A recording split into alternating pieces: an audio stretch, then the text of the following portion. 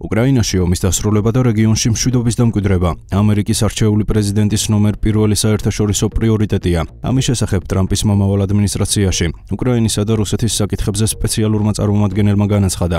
კითხელოგმა Fox Business-თან ინტერვიუს დროს აღნიშნა, რომ დონალდ ტრამპი სწორედ ის ადამიანია, რომელიც ომის დასრულებას მოკლევადებში შეძლებს. უკრაინისა და რუსეთის საკითხებზე ამერიკის ახალი ადმინისტრაციის სპეციალურმა წარმომადგენელმა ასევე აღნიშნა, რომ ვაშინგტონმა უკრაინას 175 მილიარდი დოლარის ოდენობის დახმარება უკვე აღმოუჩინა და დროა ევროპის სახელმწიფოებმა კიევისადმი მეტი მხარდაჭერა გამოიჩინონ.